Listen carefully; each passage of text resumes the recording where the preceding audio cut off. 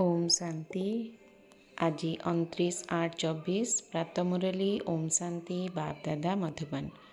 आज महावाक्य बाबा कहले, मिठे बच्चे तुमे मैंने एठाकू पाठ पढ़ाई आसीच, तेणु आखि बंद करिवार आवश्यकता नहीं, कारण आखि खोला रखी पाठ पढ़ा जाए। आज प्रश्न, भक्ति मार्ग रे केउं अभ्यास भक्त मानकर रहिछि जहाँकि वर्तमान तुम मानकर रहिबा उचित नुहे?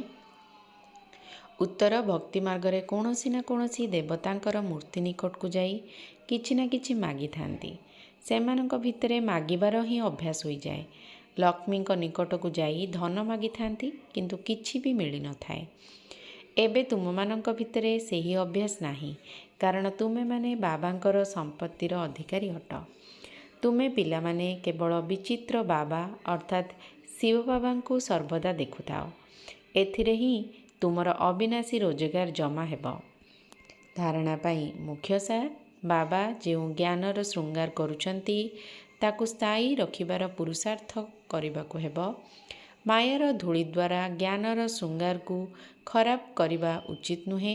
भल भावे पाठ पढ़ी अविनाशी रोजगार करिबाकु हेब।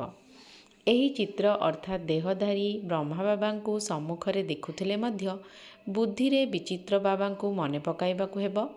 आखि बंद करी बसिबार अभ्यास करिबा उचित नुहे।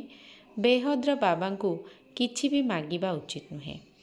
आजिर वरदान, समयर महत्व को जानी फास्ट शो फास्ट अर्थात तीव्र गति रे पुरुषार्थ करी प्रथम स्थान अधिकार करुथिबा तीव्र गतिर पुरुषार्थी भव।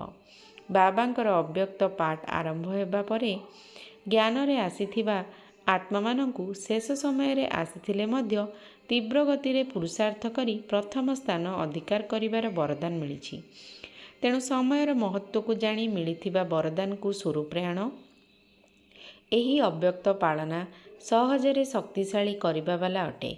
सेथिपाई जेते आगकू बढ़िबाकू चाहिबो बढ़ी पारिबो। बाप दादा एवं निमित्त आत्मा मानंकर समस्तंक प्रति सर्वदा आगकू उड़ी चलिबार आशीर्वाद रहिथिबा कारणरू तीव्र गतिर पुरुषार्थरे भाग्य सहजरे मिली जाइछि। आजिर स्लोगान, निराकार तथा साकारर महामंत्रर स्मृति द्वारा निरंतर जोगी हुओ। ओम शांति।